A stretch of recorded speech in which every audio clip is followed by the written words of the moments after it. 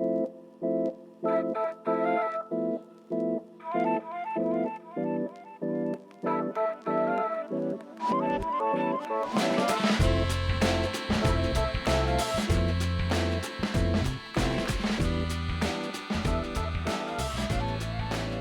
Not now. Are we recording? This is it.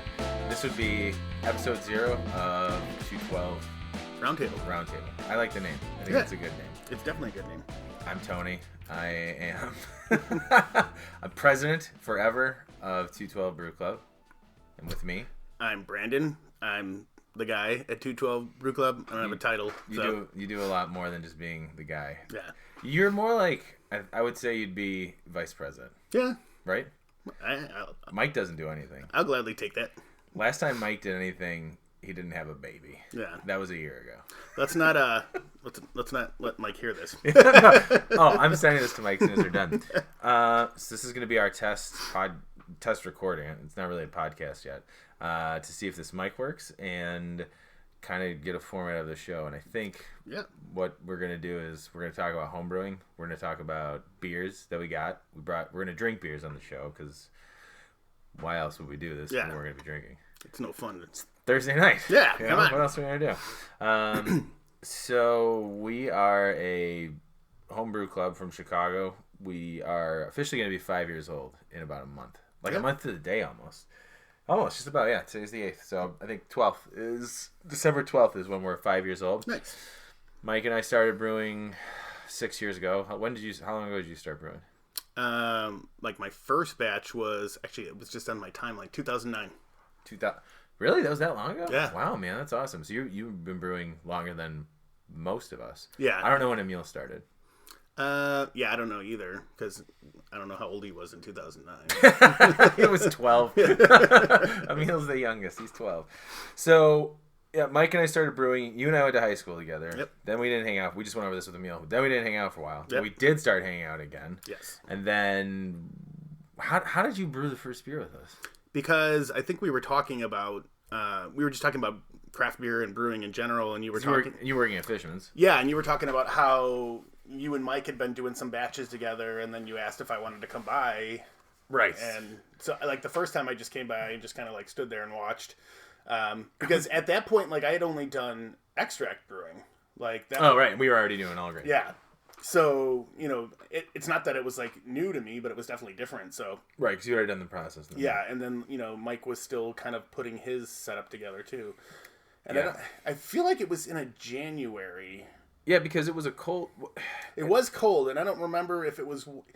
No, because first I was gonna say maybe it was one of the days you were doing the Pit Boy, but that I stopped by, but I don't think it was that. No, I feel like it was like a January. Yeah, probably like a January, and it was probably a stout of some sort. That wasn't when because the first beer we did with you was the clone of the Woot Stout. Yeah, that was good. That's the first time I ever had CBS. Oh yeah. You brought over that 2000. So you know what I'm thinking of right now, since we're just testing this. Yeah. That chair sucks. Oh, yeah. I think that you want to grab that chair? Yeah. Because that's all we're going to hear, I think. It's just creaking like, what is this? So that's when we started, and that was probably, 3-4 years ago? Because it was it was longer than that, because we didn't even start the brew club. Paul was still in the club. His buddy Randy was in the club.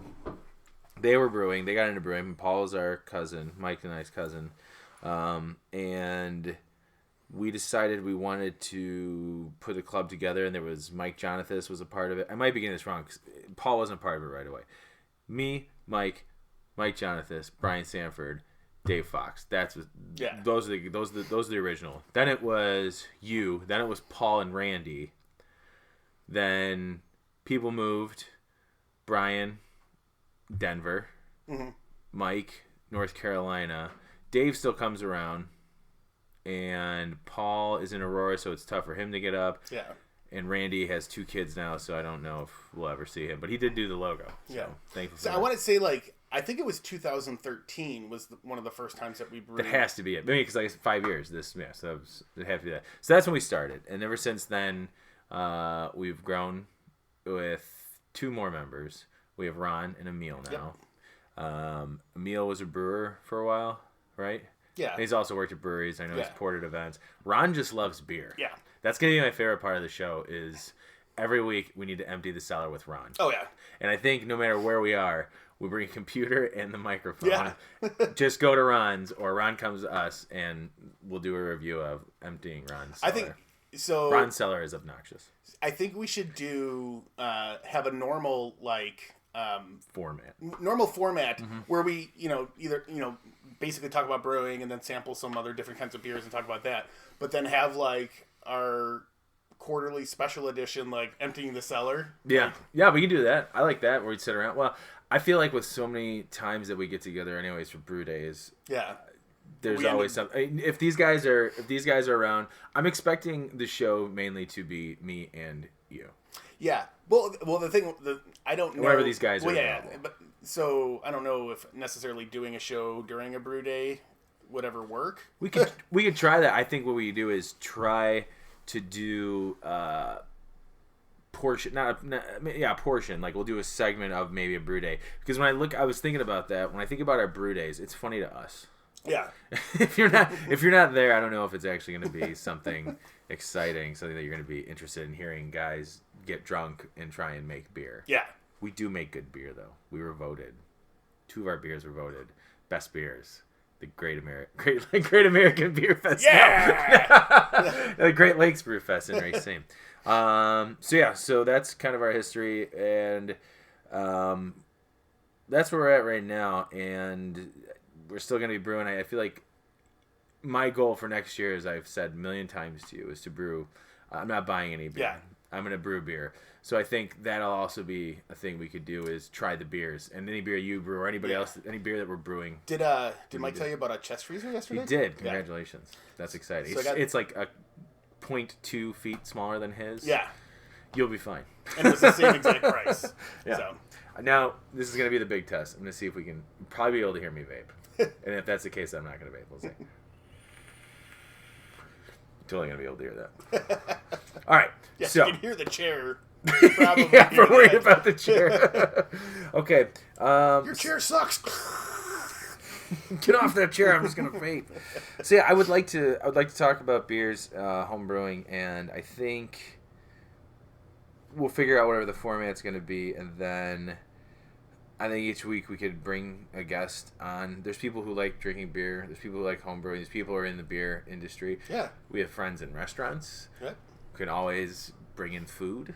Yeah. Or talk about food and listen to them talk about beer. I think we should do a special podcast at Fanny's. That would be great. Make Steph leave it open after it closes, so we can sit around for an hour. And that's a good idea. And see if we feed her any Belgian, if we make a Belgian triple and we feed it to her, I think she'd be fine with that. Yeah, we'll get her drunk and then make her cook. Perfect. Yeah, well, that's not dangerous. I'll cook too, and I'll make the worst grilled cheese. Well, that's the other thing too. Most of us, I can't say most of us. 3 of us, I know cook. I cook. You cook. Mike cooks. I don't know if Emil, I think, cooks. Yeah, he's got a smoker and everything. Yeah, Emil cooks. Ron is really good. The only time I've ever eaten at Ron's, he and Maureen he can order a pizza like a motherfucker. It's the best. And he gets good pizza. That was the best Hawaiian pizza I've ever had. Oh, that was pretty good. It was. I've never had it. Where was that from? I don't know. It was not too far from them, though. Yeah. That was a good spot. All right. Well, why don't we get into the first beer then? Sure. This is Sierra Nevada's Celebration Fresh Hop IPA, and it was actually bottled. I was bragging about this to you a month ago, to the day when I bought it, which is October 5th, 2018. I was gonna say 1733. That is not right. Alcohol is 6.8%. It says we first brewed Celebration IPA in the winter of 1981. Each year we use only the fresh hops of the growing season to create this complex and robust ale. Layered pine and citrus hop aromas balance delicately against rich malt sweetness to shape this bold wintertime classic. Ooh. What I should have been doing, I should have poured this already. Wonder if that'll pick it up. And then we could have, started drinking it. So, less talky, more pourry. Yeah. So I've already had this recently. I really like it. But I am interested to see. We do need better lighting, because how are we going to see, let's see the beer. What am I thinking of doing? Hold on. I'm going to adjust the light. Just hold it up to that. I've got the... Turn my phone on. I mean, it smells good. I can already smell it just from opening it up right there. There you go. That works. Brandon's using his flashlight. Yeah. Yeah, I'm using the flashlight on my phone because this is, great for radio. It's really... Oh. Well, actually, though, that, if you look at it like that, look at that color. Man. It's a little hazy. Yeah. And I feel like in a good way. Here we go. Oh, man, that is... that's about as good as it gets. It's not bad. Yeah. It's a little hazy. It's kind of like a golden color. Yeah. Golden amber. Nice head on that. Look at that. Looks good. It smells... What does it smell like? Like citrus and pine. Kind of I wish I didn't read the description. Yeah, right. And I've already had it, but maybe that's if the beers that have descriptions on them. If we haven't had them, read the description afterwards. I already went in for the sip. Sorry. That's okay. Yeah, no, you're right. I think pour it, drink it, especially if it's beers that maybe we haven't all had. And maybe we need more glasses like this for all. Yeah. For all these. So it's funny. I always feel like when there's a beer that has the description says citrus and pine. Mm-hmm. I get that, on the first smell, and then when I go back, it's almost soapy to me. It goes away, right? Yeah. And I wonder if that's just because we've tasted it and it's so much in on our palates at that point. Well, yeah. Because it lingers. I mean, I guess it kind of lingers, but I'm wondering if that's the case. Is that just what happens because of the hoppiness you're tasting all of at that point, and then the smell's gone? Well, that's just, I think, I'm not a doctor, but I think that's naturally how it works. That whole system works. Because if you're eating one thing and then try to smell something, you're smelling something else. The exhale, it's not as strong. The exhale, if you breathe through your nose, and this is the worst time of year to try and breathe through your nose. Snot and boogers and. It's way more piney than citrusy. Oh yeah, and I feel like that's what I like about this beer is that it's, especially Chicago, which I read today. There was an article because with both Eris and Alarmus, are they the two that won? Who else? Yeah. Didn't somebody else win? Did Metropolitan win? No. Oh yeah, I think Metropolitan won for Juice Pants. Yeah. They called us. This article called Chicago the hazy capital of the United States because we're the ones who won the most medals for hazy IPAs. Yeah. And I wasn't really sold on it, not because it was hazy, but I was just I don't really get it because I didn't try it. Mm-hmm. I tried it, and all year that's all I crave. All this year, this whole summer, I was just I just want a hazy. I want a New England IPA. I want a hazy IPA, just because it's so refreshing and not super bitter. But then I went back and had it over the summer. Ian came over, but Ian came by. We were grilling, and he bought a 6-pack of Dogfish Head 60-minute IPA, and I haven't had that in forever. And that was I forgot this is what an IPA actually tastes like. It was awesome, and that's what I like about this is that you get both that citrus note, and you also get the piney note. And honestly, I feel I've had beers that are again claiming citrus and piney, but they don't taste as good, or the flavor doesn't linger as long. And I feel a lot of that has to do with the carbonation. I feel like the carbonation on this is really good. Yeah. It's not too much, because I feel like if something's overcarbonated, that just burns your mouth, and then right, and there's just giant bubbles on your tongue, and you don't taste anything. So, but this is perfect. The head on it's awesome. Yeah. I mean, the lacing on the glass, it's just leaving on it is just. And the fact that when you taste it, it's the mouthfeel, the whole coating of the entire mouth. Mm-hmm. It's got that sticky resin type thing. Resin, yeah, exactly, and that's something that the descriptor I left off there. Yeah. Resin is, and it reminds me of 6 Points. Remember 6 Points? Was that double IPA or triple IPA resin? Yeah, I missed that beer. Oh god, I drank that when I was for my bachelor party. I drank that the night before the bachelor party. Oh, and I had 2 of those and was just wrecked because I didn't know anything about beer. I mean, I kind of knew. I mean, that was around the time, Yeah. You and I were hanging out at Fishman's and stuff, so. But yeah, this is good. I like this. I would definitely... I understand. I forgot what podcast I was listening to. Oh, it was Brulosophy.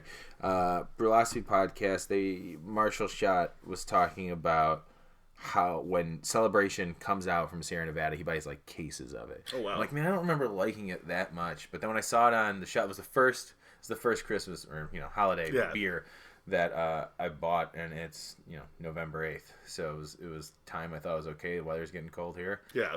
I'm happy that I got it as fresh as I did. It would be interesting to see where it's at in a month, in 2 months. Yeah. And even in February. Yeah, but I mean, it's not high enough alcohol where you would start getting... I don't think you would start getting like that barley wineness off of it. No. But I feel like more than anything, you would likely lose carbonation. Yeah. A little bit, at least. And that fresh, like, citrus and pine would fade. Yeah. This is not a beer to age. It's definitely a beer to drink right away. Oh, news alert on my phone. All right. Let's see if the pause works. Let's check this out. And pause works. Yeah. And now we're going to see if we can hear the music in the background, which I don't think we're going to be able to. That right now, it's low enough. Well, like, if you're quiet for a second, I don't think it's picking it up too bad. No. And at least it's music of people that I know. Yeah. Well, we can do this. We'll leave it on, and then if we pause again when we go to grab the next beer or whatever, we can turn it off. So just we at least have a segment for this one. Yeah, where we know that. Music and, okay. So if it doesn't work, it's not distracting for the entire thing. Oh, it's just playing in the background. What's that weird noise? But the other option is Actually, we can always just loop it back, underlay it. Mm-hmm. Well, that's the idea for this, like whether it's GarageBand or whatever I use or you use. Take this audio file and we will put it into the program and put the music over it. All right, so that was it Celebration IPA. That was good.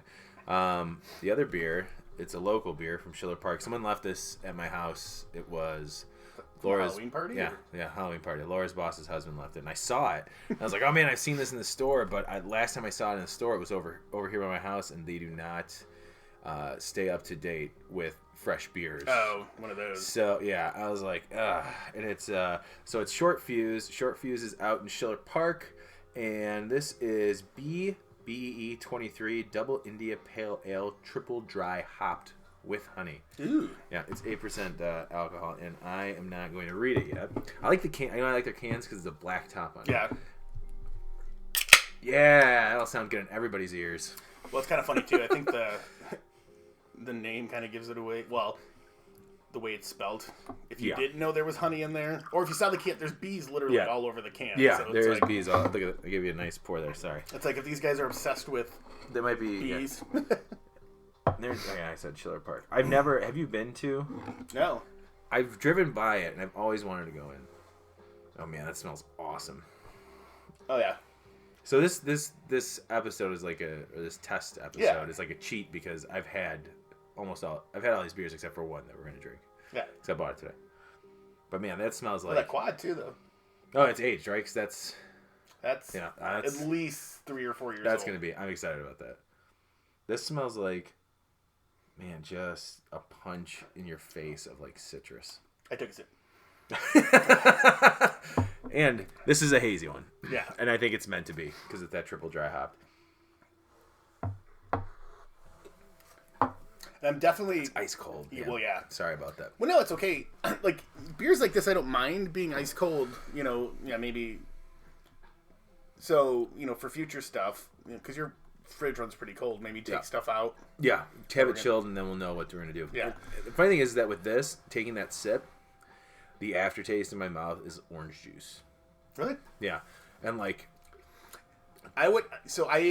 I get what you're saying. I don't taste orange juice, right. but I have that same feeling in my mouth after I right. take Yeah, a sip exactly. Of orange juice. It's not like, oh man, I just took a sip of orange juice. Yeah. But it's like, yeah, the aftertaste, the finish of it. I don't get honey. No, but I think that's what adds to the sweetness. Yeah. And I feel like beers, like good IPAs made with honey, makes the hops pop a little bit more. I mean, that's what I've, the ones that I've had. The sweetness. Yeah. Yeah. The sweetness and like the bitterness stands out a little bit more. Well, and also the honey, sugar. I don't know if it makes it stand out more as much as that you're noticing it because it's well balanced. I'd be curious to know when they added the honey. Yeah. Oh well. Let's read the back of the can. Let's see what it says here. We wanted this beer to be with two E's. A classic WIPA, clean, refreshing, and to showcase the huge amount of American hops we added, we used the honey to sweeten it up a bit and lighten up the body. Then a massive triple dry hop of El Dorado, Mosaic, and Amarillo to finish it off. bright golden color, low viscosity, keeps this high gravity beer easy drinking. And they're right. Although I don't consider, how do they say? I don't consider a double IPA necessarily refreshing. No. I'm not like, I'm still parched for a beer. Yeah. I'm gonna get a double IPA. God. Let me get a 90-minute from Dogfish. Yeah. That'll just relax me. Where's that 120? Refreshing. Well, but I get what they're saying. Yeah. But, I mean, the same thing, like, as much as I like double IPAs, I don't feel like I can sit around on a hot day and drink a ton of them. Well, this would probably be the closest thing I could. Yeah. I feel like this is refreshing. This does have that quality to it of like, man, that's water tasty. Yeah, I should have got water. I'll get some. Kids. Ugh. But yeah, this is a good. I think this might. I don't know if this is actually the first short fuse beer I've actually had. Really? It's possible. I think Short Fuse, and I forget the name of the beer they did, but it was one of the first hazy IPAs I ever had. Okay. I don't remember. It's in a. I don't think they make it in that size anymore, but it used to be a tall boy of it, like 16-ounce can. Oh, wow. I was over by Joe's last December, working on the creepy Christmas skit for Fanny's. Oh yeah. And I Another stopped for Fanny's. Yeah, Fanny's. Give us the money. I stopped over at, I think it's Foremost right by there, which actually, Foremost is great, the Foremost Liquors in Milwaukee and Montrose, because when Bourbon County is released, they just have it sitting out there. No one goes there. You can go there in March, and you'll probably be able to get a bottle of Bourbon County, which, although a lot of places, I feel like last year will do it. Anyways, I grabbed it, and it was hazy, but it also was turning a little, I don't know. The thought is that with these late hop or fermenting hop hazy IPAs, is that you're allowing oxygen. I'm going to sound like a real moron for being a brewer here, home brewer. The hops help prevent oxygen from getting into the beer. So, but it happens during, I think, isomerization. And that happens during the boil. And when you're adding hops like that into fermenting beer, it's not doing its job, basically. So if you could leave a glass of a hazy IPA sitting out for about 24 hours and the color will change. Oh, wow. So some cans, if they're old, like you have to drink, the best time to drink a hazy IPA, a New England IPA, is when it's fresh. You don't want it sitting around. You don't want to find one, that's, been canned on, 5 or 6 months ago, because who knows how that's going to taste. Yeah. A regular IPA at that is going to lose a lot of its, characters that you look for when you buy those beers or you drink those beers. New England IPA just does not hold up to that. And actually, I think this has the canning. No, it doesn't. It does not have the canning date, and that's kind of what I was hoping for. Well, it's nice to know when you got that. Yeah. So I was looking at their addresses on there, so I was kind of looking it up. I think I may have had actually Short Fuse. I don't remember what I had, but my brother-in-law actually works in Schiller Park, like right near right over there. And I remember one day, it was like last summer, 2 summers ago, he had his fridge just stocked with beers. Like, oh yeah, we went to this brewery by my work, and I was like, okay. All right. And they just had like a bunch of IPAs in there, and like he's always been like a Bud Light guy, but I think he was actually trying new beers and like bought a bunch of craft stuff, but like he doesn't drink it often enough, so like, the next summer we came out and all those same beers were still in there, and it's like, I'll throw those out.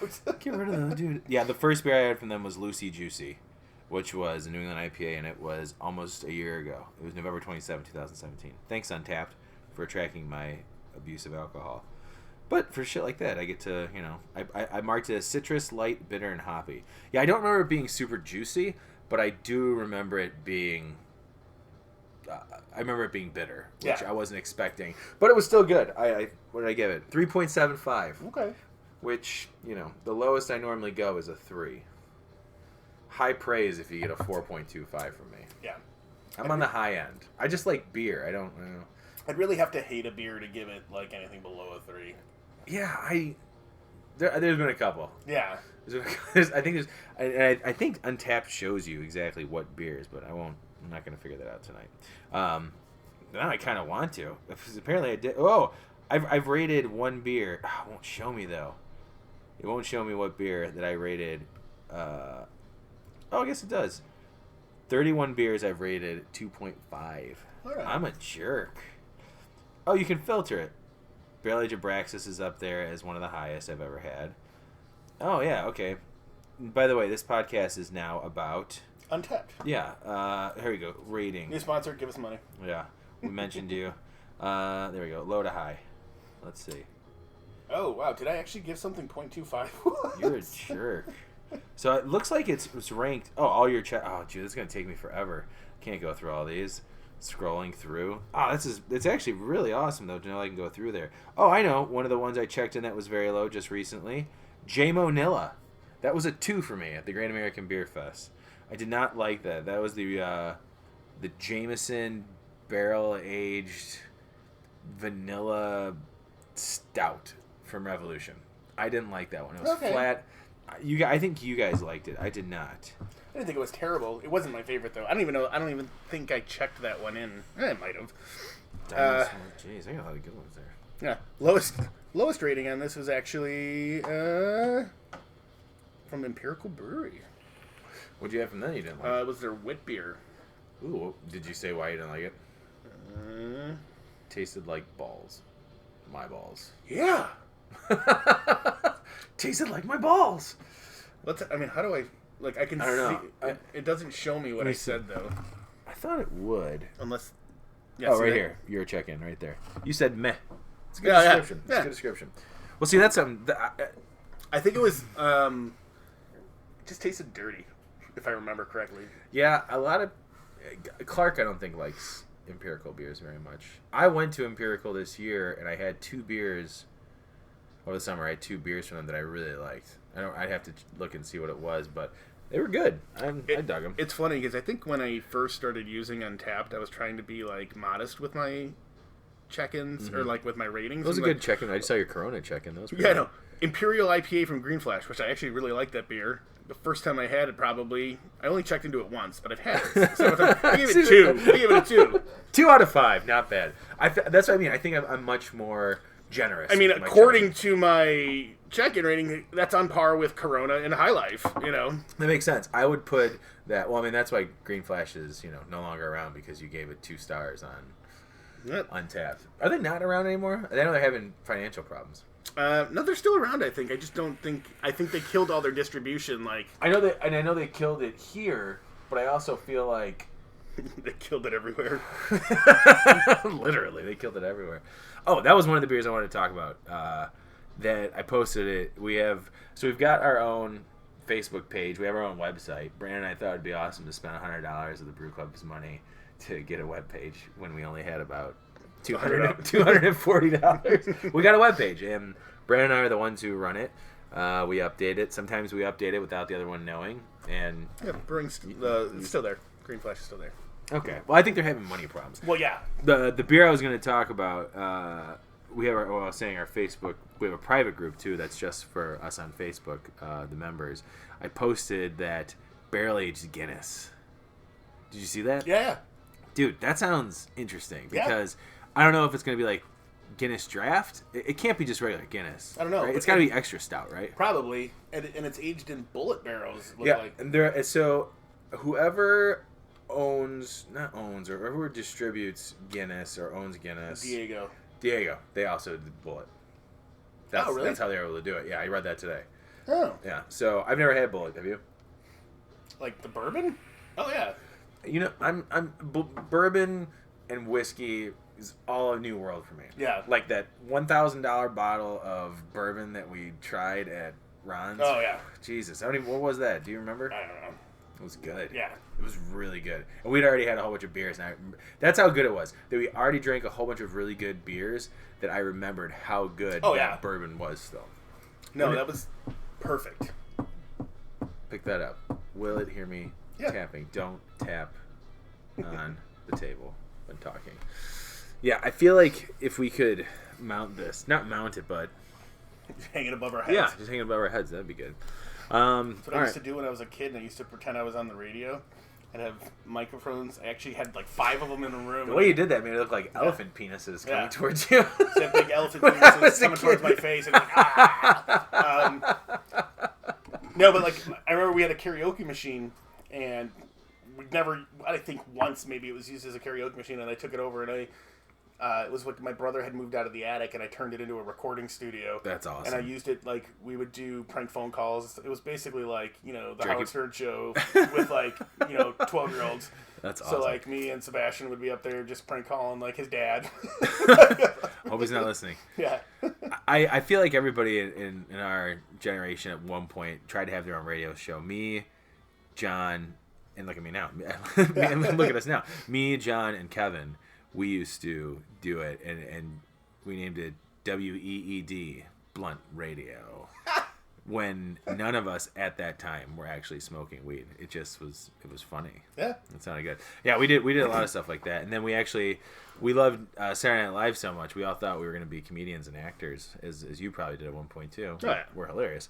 That we had our own, like, sketch comedy show when my mom got a camcorder. We called it Nin TV because we couldn't think of anything else more clever. I love 9 Inch Nails, so we called it Nin TV, and we recorded it at my house. But I still have a tape of that. And I want to watch it sometime. Yeah. We're gonna edit this whole part out.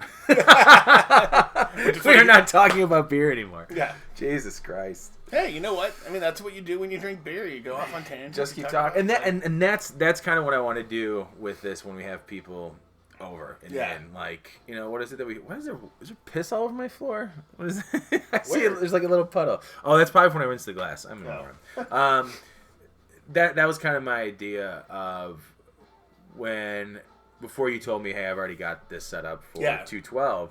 What I was gonna do was just do something that was like called, you know, Pairs Well with Friends or something like that, which I wanted to, like, sit around, and I figured you would probably be there the most, and Kevin Goggin was gonna help me produce it, which I still want to have Kevin on because Kevin just admitted to me recently that he likes barrel-aged beers. Ooh. Which is exciting. I think I'm gonna share the CBS with him, so you'll have to be around for that.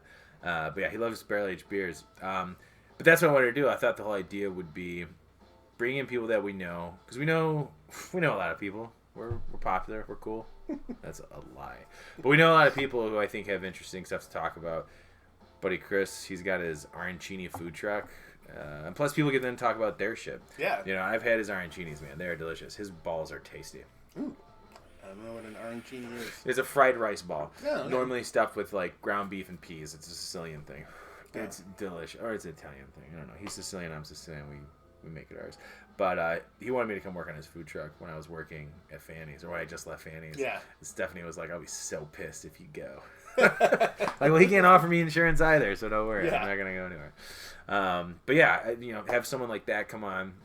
We'll sit around, drink some beers, drink some homebrew, like beer that we brew would be awesome. Like, hey, we brewed this, talk about it. Like, what I'd like to hear is, like, you're on the mic, constructive criticism. Yeah. Say what you like or don't like about this beer. Yeah. And same thing with everybody in the club.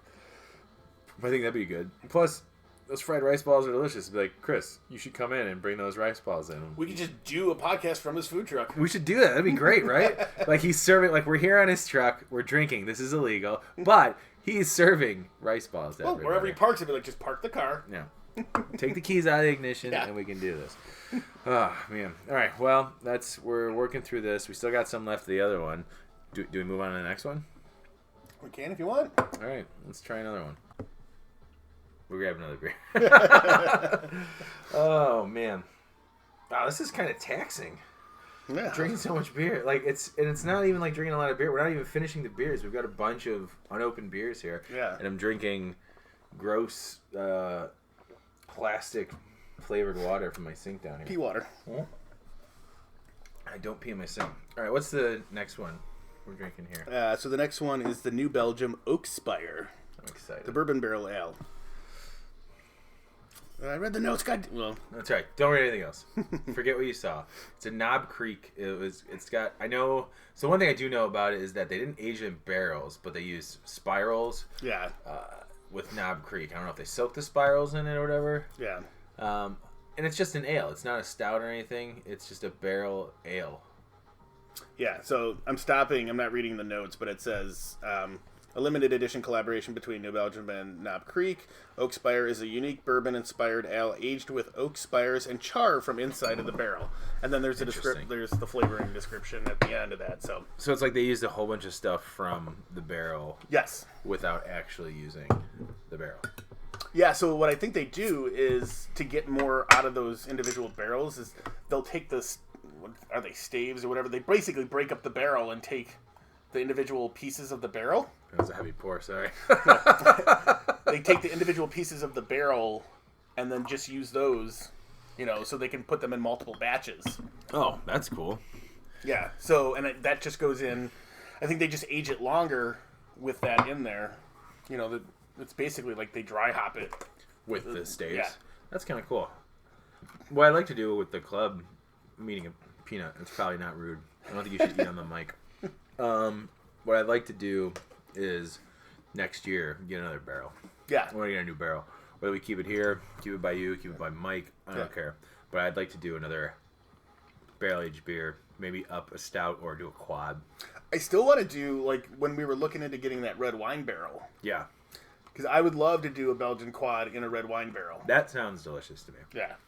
And I think that would go really well. And that's our last beer. I think it's going to be our last beer. Probably should be our last beer. Yeah. After that is going to be a quad, a famous quad. I'm excited about that. We're knocking. We're doing all right. All right. I'm done eating a peanut. Let's see if you can hear me chew. Oh, yeah. That's gross. That is gross. Sorry. All right. Let me get the peanuts out of the way. You can have some. They're down here on the floor. Floor peanuts. Floor peanuts are the best. All right. Wow. Mm-hmm. That smells like Knob Creek. Yeah. I wouldn't say it's like punch you in the face, but no, but you get it off that first smell. Yeah. That smells good. And it's like it almost looks like a quad. Oh yeah. Like the color of it's like especially in your glass. Yeah.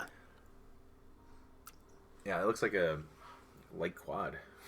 It's a good color. My phone is blowing up. Someone 212 tagged. Oh, you're posting it right. That's nice. I like that you're doing that live. Actually, why don't you look at that? He's got this. That looks weird. It's like dirty brown. Yeah. Actually, maybe quad color. There's like there's an orangish to it, but maybe it's not dirty brown. It's brown. It's like it's a brownish gold. Yeah. No, I see what you're saying. Like it's a dirty gold. That's dirty. There's something dirty about it. I don't think it's a dirty beer, but it's clear. Like it's pretty clear, man. It's a dirty beer. Like looking down through the glass, I can see my fingers clearly. Oh yeah. And the head dissipated fast, but it still leaves like swishing around. Head kicks back up. Pretty decent lacing. I'm gonna go in first. Ooh, man, swirl it around and then give it a smell. It smells like burning. It smells like booze. All right, I'm going in. Yeah, it does. But it's not like that kick you in the face, like if you were sticking your nose in bourbon. Like that's interesting. It's very light, but it's kind of like drinking watered down bourbon. A little bit. Without it, and I don't mean that negatively. No. Because the booze note is there. Especially for it not being like really in a barrel. Yeah. Well, and you get it, like I get it a lot at first, and then it almost has like a quad flavor to it, a little bit, like a sweetness or like it almost tastes a little Belgian-y, like the esters and which wouldn't be surprising for banana-y. All right, well let's see what. Yeah, read the description. I can't read anymore now that I've had those first two beers. Smooth notes of toffee. Okay. Vanilla. Yeah.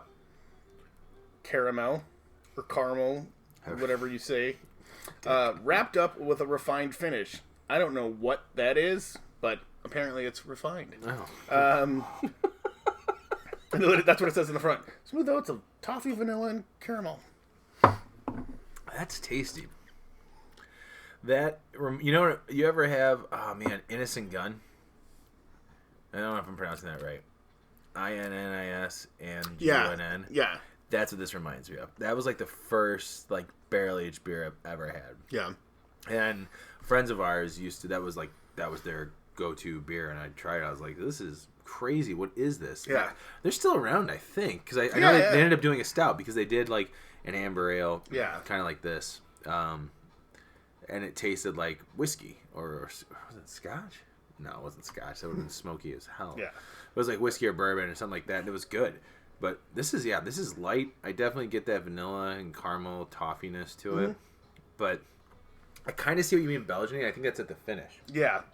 Well, but I get that, like, the toffee and the caramel type thing, I get that usually off, like, an aged, like, quad. So I'd be curious to see... how this... Moving into that one next. How the actual quad that we're going to do next. Or did we just put it in our heads that quad because we're looking at a quad? Well, it's kind of funny. Like, every time I read it, it's like, oh, it tastes like toffee and vanilla and caramel. I'm like, is there a group of people that decide that those are the three distinct flavors? Or is like, they've got their taster, and he's like, well, I get toffee and vanilla and caramel. I'm like, all right, that's going on the bottle. Like, it's so funny, like, when I read... It's different for everyone, I think. Oh, totally. And I do get those flavors, and I get those flavors in different beers. The funny thing is like, when I hear those descriptors in beers sometimes, like, right away, like, you picture those things, and you're like, oh, yeah, okay, I can get this.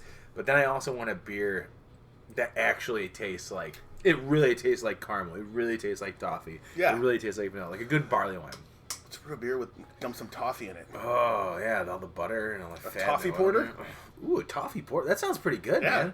A toffee porter. Well, Mike and I are about to do Pip-Boy again, and he wants to do... I said we should do variants, because normally it's just... Well, he asked me if we were going to do variants this year. Last year we did it with... So Mike and I vape, and we decided to use food-grade flavoring. And one of the beers, forget what we were going to do originally. It didn't work out. So we used cheesecake. And the first full pours were just banging, man. They were so good. It was like a roasty, kind of burnt New York cheesecake. Like if the crust was burnt. Yeah. But in a good way. Like it was super tasty. Then after, I don't know, a month of it still being in there, all of a sudden it was just off. There was a bad... Because we're just adding food. I mean... Yeah. I'm sure it infected. It definitely got infected. It was not good anymore. Yeah. So we wanted to do... Because normally I do 5 gallon regular batch, 5 gallon coffee batch. And he said, let's do 5 gallons of regular, and then we'll do the split batch. And I was like, cool, let's do one without coffee. And he's like, that's sacrilegious. We always do the coffee one. I'm like, yeah, that's true. We always do coffee, but I'd like to do something different. And, like, maybe doing something like that would be cool. I also want to do toasted coconut. Yeah. Oh, man, we got to set up the microphone. We should set up the microphone for the Bourbon County adjunct. Yeah. That would be a bad idea. Yeah, French press. We can set that up, yeah. If you've never done that before, definitely French press some adjuncts into your Bourbon County. Yeah, I went to a Bourbon County tasting, like, I don't know, it was like older than that, like 4 or 5 years ago almost now. And literally the guy who put it together, like, just had all these dudes that brought in Bourbon County from, like, 2006. Like, it was like the earliest versions that you could ever think of. It had that weird, like, didn't the 2006 have like white label? The white label. Yeah. Oh man, that's so cool. Like all the way from that all the way to like the current, and like all the variants. Like, so we had like rare and coffee. I saw that video. I think you sent me the video or something of I did of going all down the line. There was like rare when rare was originally rare. And I know someone had a King Henry there, right? Yep. Which, the day that you let me try that King Henry will be one of the best days of my life. Oh, we can crack that open for one of our next podcasts. Woo! Maybe we get Jesse on there. That's what I'd like. Well, do you have a 2013 prop? Someone's got a 2013 prop. Because that was the one Jesse really wants to have. But it's 5 years old now, so I don't know how well that's going to hold up. But that was the one he really wants to try. Mike and I have a 2014 prop left and a 2016. Yeah, I have one of everything. I have 2 of the 16. That's the spicy one. Whichever prop day we went to. Yeah, 16, because I didn't go last year. Right, 16, yeah. Not going this year either. Oh, well. Yeah, that would be good. Yeah, Jesse would be someone that I think would be fun. Bring some beers and talk about beer with. Yeah. Plus, he's got Manbecue, and he's doing a lot more at Goose Island now. Like, he did a beer with them that I think was like, I could be wrong, but I think it was like horchata inspired. Yeah, that sounds familiar. And it was just on tap at the tap room, which, say what you want about AB InBev, I still do like Goose Island. Oh yeah, all their Cooper projects that they're doing, is it Cooper or Copper? It's Cooper project, right? Whatever. Where we do those barrels, which they didn't do this year. They did them last year. That Scotch one, you have to like Scotch to enjoy that. Yeah. If you don't like Scotch, you're not gonna like it because it is Scotch barrel aged porter or stout, and it was just super smoky, super peaty, and I feel like that was the review. It was like you either loved it or you hated it. And me being someone who, for me, Scotch is kind of hit or miss. I know Mike's the big Scotch guy. Yeah. I loved it. Yeah. I thought it was perfect. But yeah, I think Jesse would be someone good. Editor's note. It's still recording, but I put in a marker. Next time, make sure we have coasters so it doesn't click every time. Good idea. I've got tons of coasters, actually. Yeah. Actually, why don't we test that out? Yeah. Keep talking about what you think about the beer. Yeah. I like this beer. It tastes like alcohol. Well, anyways, back to the story about the Bourbon County stuff. That's the first time I was with a bunch of dudes, and they all just started French pressing Bourbon County. That was a good call. Yeah. And I didn't know people were doing that, but the guys had like bags of cereal with them, and they were like doing all this different stuff. So good.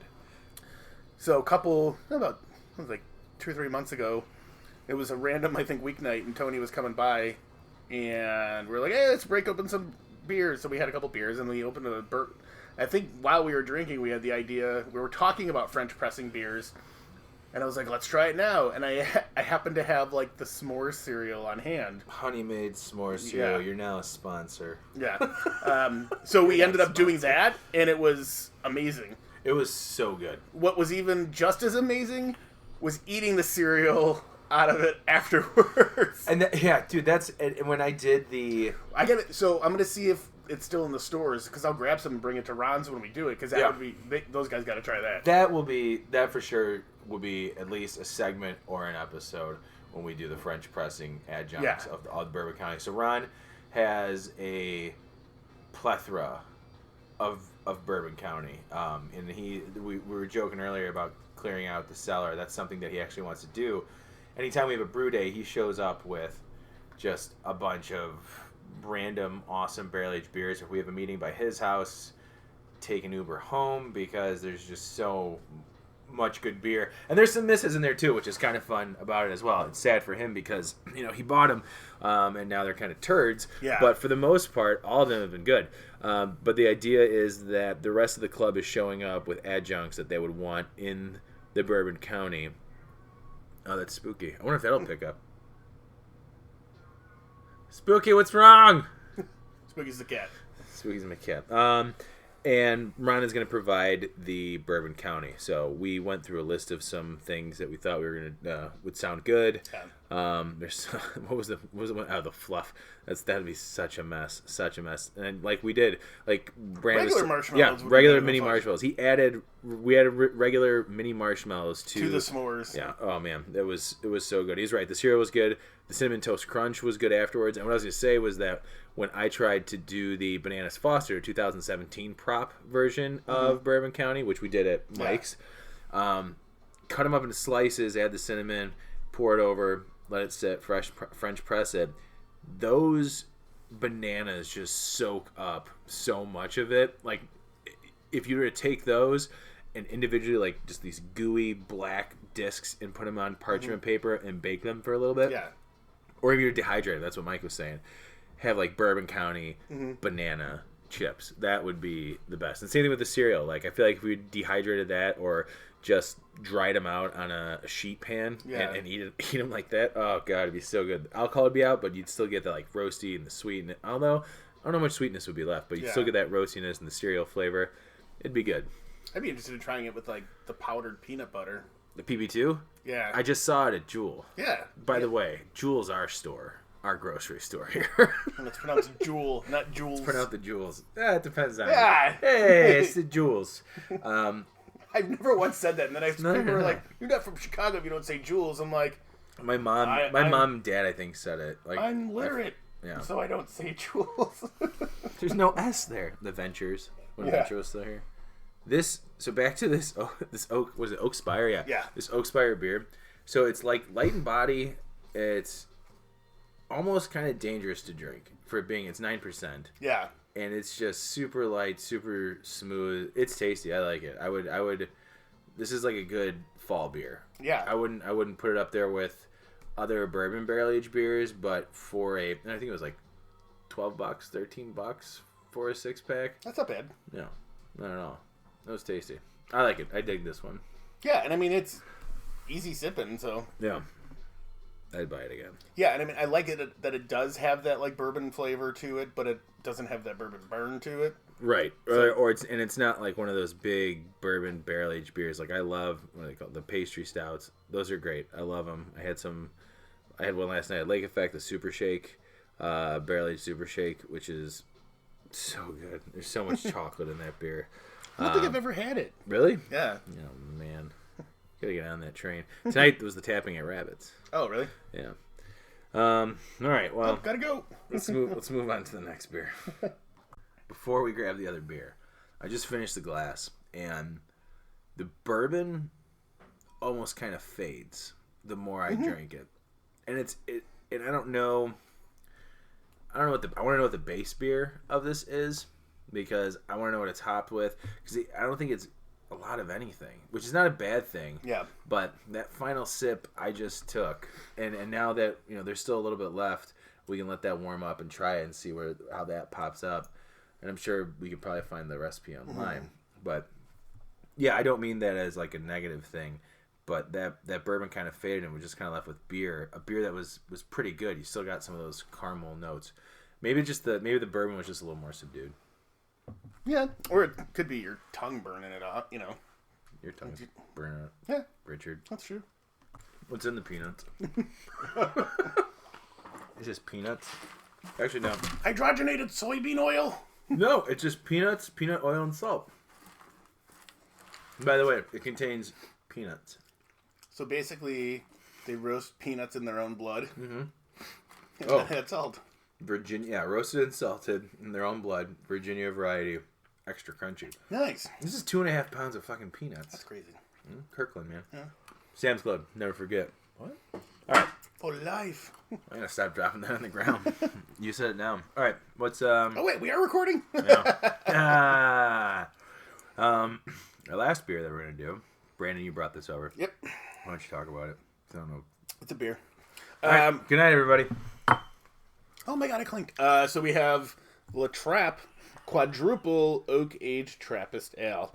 I got this one at Fishman's. I'm trying to think of when I got it. Did you got it fresh at Fishman's when you bought it? No, I think it was aged then. Jesus. It's funny because I could ask the guy that this guy Adam Schulte. He works for Artisanal Imports. Okay. He's the guy that got me all the Underberg for the wedding. Oh man, I still have a bunch of those. And so he would come to Fishman's a lot and like do events and stuff like that. And we did a La Trappe event, and he had like aged barrels like that were pretty old, and some really really old bottles, and then they were selling some of them. I think this might be a 2011. Jesus. I think 7 years old. I'm actually, well, when we're done, I'm gonna take a picture of this and be like, what year was this? There's nothing on there. Well, I mean, it just says the 11, but there's no other like markings or anything. Yeah. And that's the thing with Untapped, it doesn't tell you the year either. It just will read the same UPC. Yeah, so if you scan it, it's not going to really say, oh yeah, I know what this is. So it's a great beer. I would have bought it in like 12 or 13. If it's already... And it may have been... It was aged then, so... We don't know how long it was aged then. No. That's what I'm saying. So, but it was at least aged at that point. It was an older beer at that point when I got it. So gotcha. At least a couple years old. Okay. Yeah, Mike is the one who... Mike's always a bit ahead of me. Like, if I get into something, or Mike and I get into something at the same time, like with vaping, I used to buy those shitty pens and, like, crappy juices and stuff. And then Mike tried that for a little bit when he stopped smoking, and then was like, nope, screw this. And he started buying tanks and these big boxes, and that's how I got into it.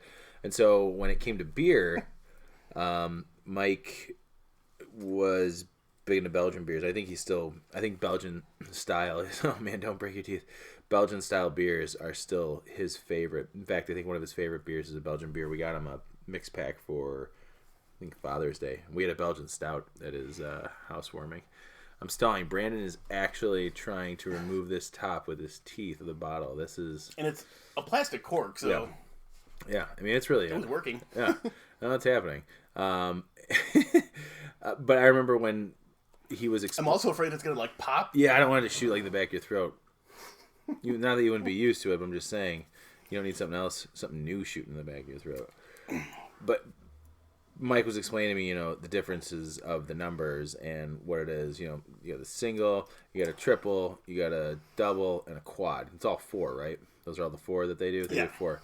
Yeah, and I think my favorite was the quad and the double, because I just like darker beers. This is not cooperating. Yeah. I almost feel like I need a wrench or pliers to, like... I can get pliers for you if you need them. Yeah, let's do that. All right, hold on. Now you got it. Pause for pliers. Now it's... Oh.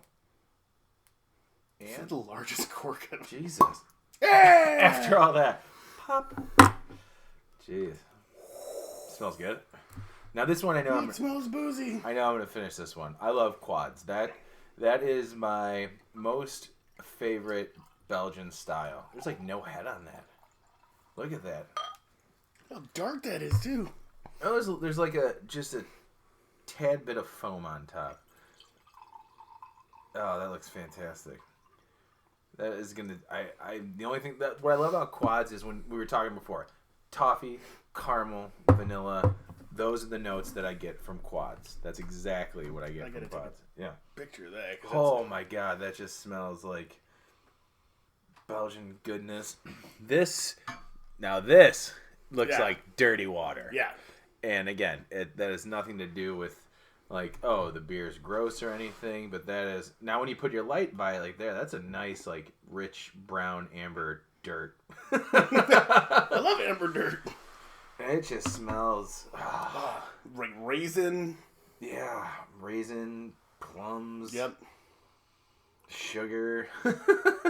Toffee. Durian fruit. Dirty fruit. Smells like fruit rubbed in the mud. That was a durian fruit. It's like supposed to be like the worst smelling fruit in the world. Oh, like, God.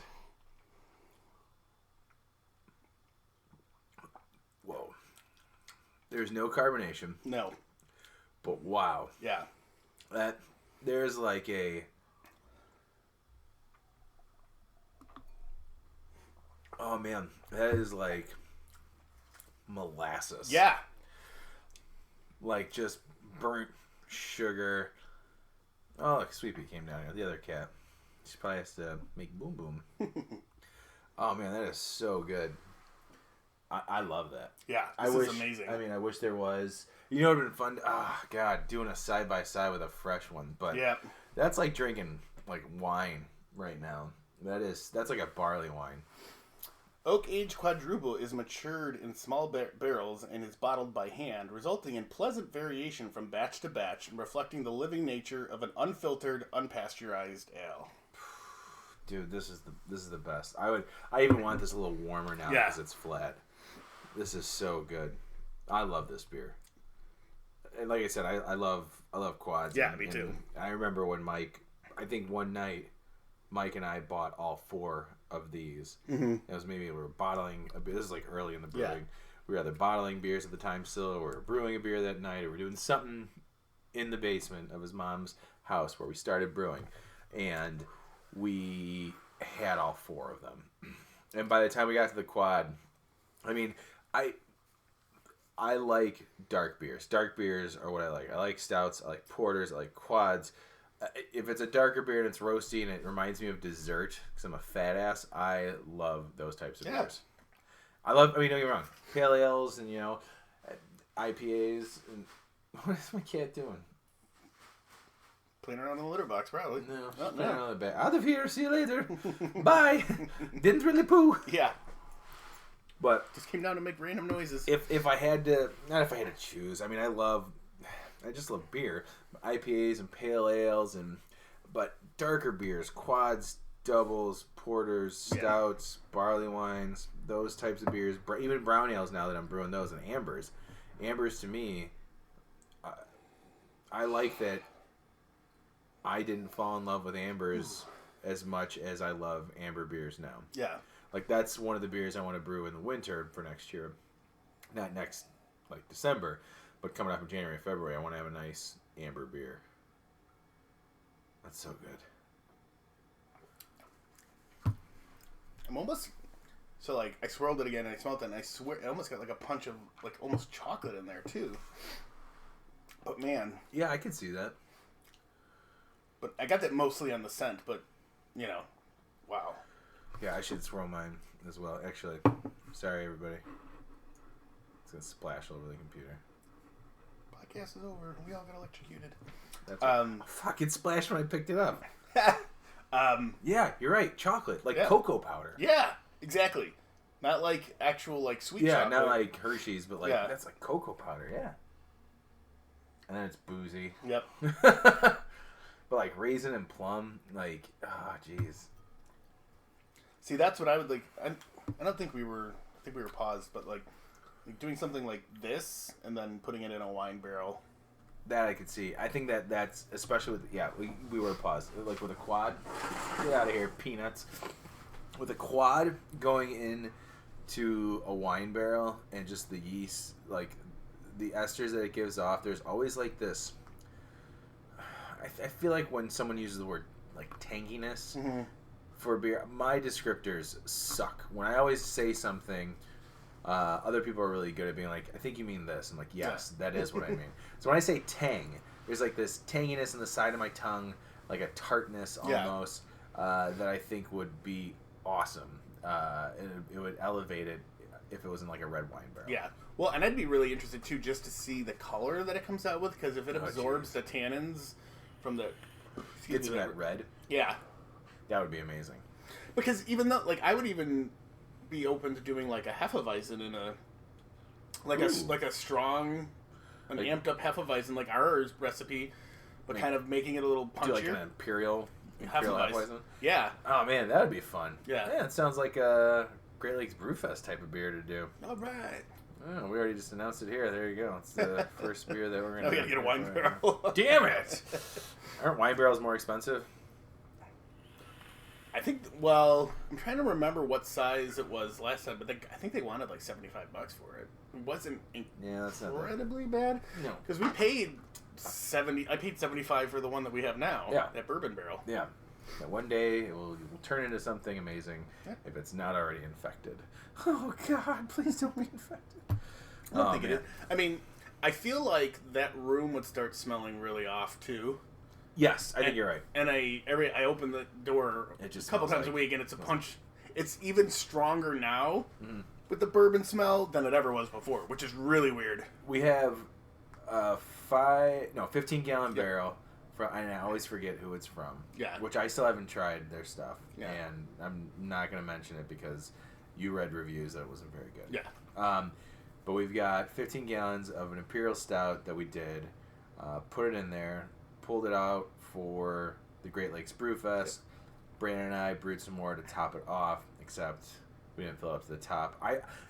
To me, I'm imagining there's just like this whole bunch of dead space where there's probably not.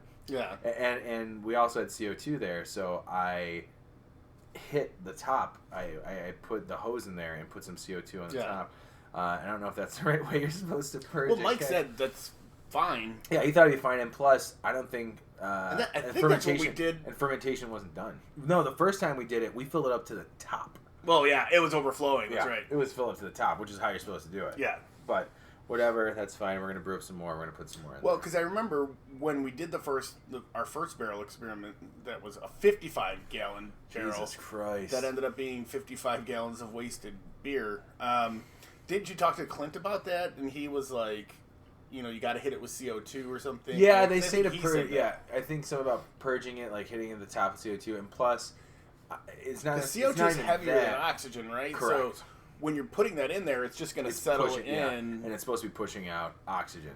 And we let that hose kind of fill it up. But anyways, when you fill up the top two, I mean, that just prevents any headspace. There's no dead space of oxygen getting into the barrel.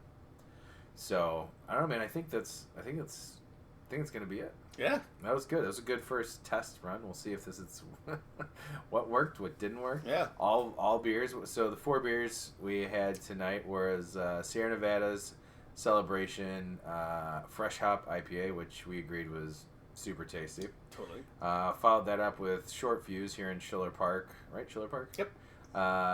B23, which is a double India Pale Ale that was triple dry hopped. And then after that, we did New Belgium's Oak Spire, which is just what does it say on there? A bourbon barrel ale. Yeah. They don't even say it's bourbon barrel aged because it's not. They use actual oak spires, and I think my computer just shut off. Fuck. Hopefully it saved that. Hey, we're back.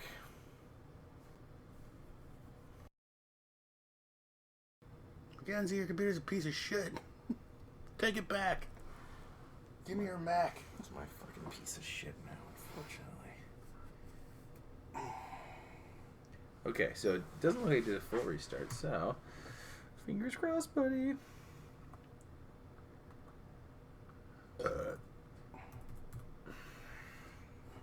Hey, it's still going. Yeah. Yeah. Probably heard us crying the whole time. Yeah, I don't know why that cut out like that. What's my battery like? Oh, 5% available. Jeez, that really drained Does it show fast. that it's charging? Yeah, it's charging now. You can tell how bright it is. Anyway, those were all the beers. Then we had the La Trappe Quad, which was the oak aged Trappist ale, which could be anywhere for like 5 to 100 years old. 8 years old. That's going to do it for our first test episode of the 212 Roundtable. Brandon, thanks for doing this. Yeah, this was awesome, man. This is a lot of fun. Glad we did it. Yeah, me too. I think it'll be pretty good, and we'll see what happens. Alrighty. See you guys next time. Adios. Thanks.